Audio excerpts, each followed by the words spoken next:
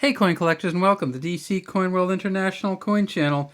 And today we're going to take a look at some 2004 United States quarters, and we're going to actually try to figure out which one of these quarters is worth the most money, or the most collectible, or the one you want to look at if you're looking for 2004 quarters. So we have the Texas 2004 quarter here, the Michigan, the Iowa, the Florida here, and then down here we have the Wisconsin. So let's just take a look at them very quickly in order, and then we'll get to the one that we think is probably the one you want to take the most look at.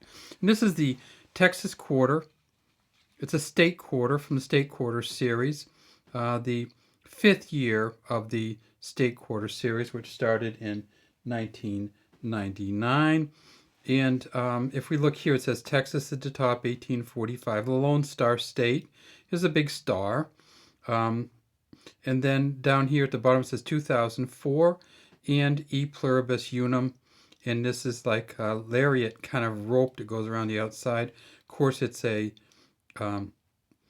copper nickel clad copper inside. And this is the state quarter series. And if we go down and magnify it, we see that there is a JF and a WC here for John Flanagan and William Cousins. So this is the original John Flanagan design.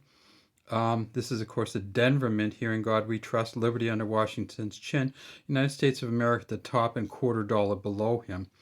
So this is the Texas one. All the front of all of these is the same, except it's going to be either Denver or Philadelphia Mint. So this is the Texas. Next, we looked at the Michigan. Michigan says 1837. It's this, when it says 1845 here, that's the year that Texas came into the Union. 1837, Michigan came into the Union. The Great Lakes State, it's called, because of these Great Lakes all around it. And then it says 2004 at the bottom, E Pluribus Unum. So notice how the date in E Pluribus Unum is on the back of these coins. That is a big difference from the prior coins. On this one you see E Pluribus Unum at the top, the United States of America, and I don't mean the back, I mean the front of these coins. E Pluribus Unum used to be on the back above the eagle, now it's on the front under the date. Now I'm getting it all confused, aren't I? It's on the back where the state is, but instead of being at the top, it's down at the bottom. That's better. And it says United States of America, but it's United States of America now on the front of the coin, up here. $quarter now on the front of the coin, not on the back. So here's what they did to kind of make space is they put the $quarter, they moved it from the back to the front of the coin, or the Washington side of the coin. The Pluribus Unum, they left it on the back, but they changed where it is on the back to down underneath the date. And then the date, which used to be on the front of the coin with George Washington, this is a 96, is now on the back, but they left the mint marks on the front. So this is a Philadelphia Mint, this Great Lakes State Michigan coin. Then we have the Iowa 2004 coin. It says Grant Wood, and it's just the little schoolhouse. 1846, Iowa came into the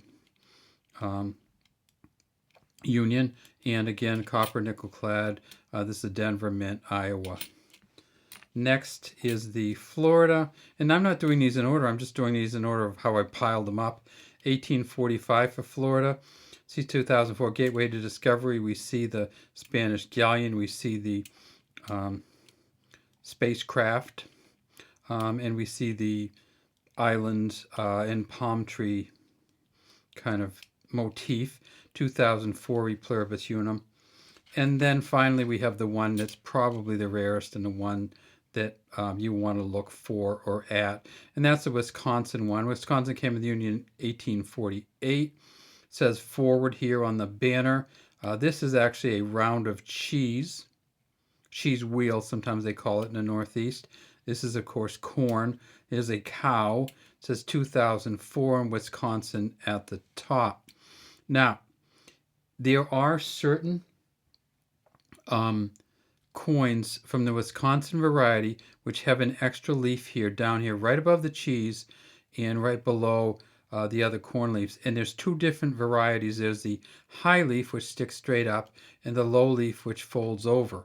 When they first found these, they thought they were pretty rare, and they still are pretty rare, but they went from, I think, $1,500 maybe when they first found them, and now you'll see that they're not going for anywhere near that. The U.S. Coin Digest lists the Wisconsin coins at around $200 for the extra low leaf, and that'd be a low leaf down here, and about $300 for the high leaf. Now, how can you tell which coin it's going to be on? Well, the first thing you need to do is go to the front and look, and you'll see that it has to be a D. So this one's not going to have the high leaf or the low leaf on it because it's a Philadelphia Mint. But we do have a D here. So this is the D, and we flip it over and we see that it is the Wisconsin, in fact. But this doesn't have it on either. But so first thing you do, look for the D. Second thing you do, flip it over and look right here underneath this folded over corn leaf and above the cheese wheel or cheese round, as they call it in Wisconsin, and there will be an extra leaf here if it's one of the expensive ones. What if it's a used one like this and kind of beat? Still worth $50 to $75.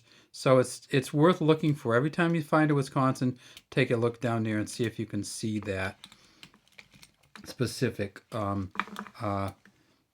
leaf or the different kinds of leaf varieties, but also make sure it's a Denver Mint. All right, so there's Wisconsin, there's Texas, there is Iowa, there's Michigan, and there is, of course, Florida. 5 for each year. And then, of course, not just 5 for each year, because there's 5 Phillies with a P mint mark. There's 5 Denvers with the D mint mark. And there are 5 of the S mint mark quarters. And if we can kind of just raise this up and see the state quarters. This is just the regular state quarter series, not the silver version.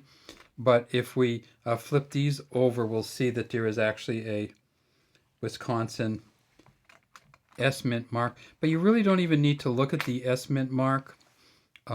See how this is burnished so differently than the regular coins. You don't really need to look at the S mint mark because the S mint mark is not one where they've found that extra leaf, high leaf, or low leaf variety. All right, so that's all we have today from DC Coin World International Coin Channel. We'd love to have you subscribe to our channel and leave any comments you might have in the comments section.